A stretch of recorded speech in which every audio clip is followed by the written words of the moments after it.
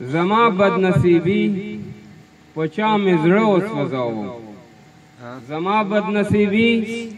پچا می زړه وسوځاو هغه د ستمونو اور کې شو وسوځاو زما بد نصیبی پچا می زړه وسوځاو هغه د ستمونو اور کې شو وسوځاو او شعر د چې هندوانو مخبل مړی پس له مرګ سوځوي هندوانو مخبل مړی پس له مرګ سوځوي او تا خو خپل عزیز په ژوندانه وسوځوي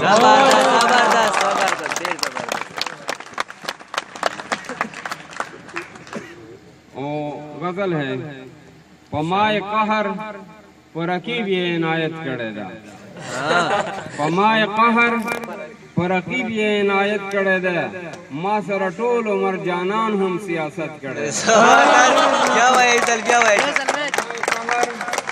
پر رقیب یہ عنایت کړی دا او ما سره ټول عمر جانان هم سیاست کړی دا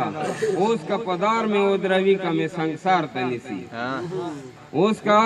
پدار میں ادروی کا میں سنگسار تنیسی دا وقت دا جبر نہ ہمیش میں بغاوت کرے دا او زد حالاتو قیدی نیم مصلحت نہ منم زو دا حالاتو قیدی نیم مصلحت نہ منم دا وقت دا مخ سرگندولو میں جرات کرے دا او شیر دا چی اوس میں پجبا ہڈو نم دا بلچا نرا درومی اوس میں پجبا ہڈو نم دا بلچا نرا درومی دستا دا نم میں آشنا دومرا تلاوت کرے دا اوس میں پجبا ہڈو نم دا بلچا نرا درومی دستا دا نم میں آشنا دومرا تلاوت کرے دا زما دا کلی خلق ہم اوس مشینو نا جوڑ شو زما دا کلی خلق ہم اوس مشینو نا جوڑ شو دوی نه هم مینه محبت چرته هجرت کړی دا او شعر دا چې خشوه چې تا هم رانه سترګې خپلې واړولې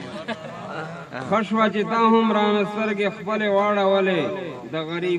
غریبانانو سره چا کله مهلت کړی دا وایا کنا څه د خدای ورځو شپو دی وایا وایا کنا څه د خدای ورځو شپو دی وایا تا خو هم دوه ورځې په زړونو حکومت کړی زبردست دی ډېر او عزیزه بوره پښتو چغې وهي سان دی وهي عزیزه بوره پښتو چغې وهي سان دی وهي او چا ورسره دومره دا ظلم نهایت کړی ده او بهر کې اطلاع ډېره ښه خبره ده چې پښتو په باندې د اسرا کالج کې مړان نه ده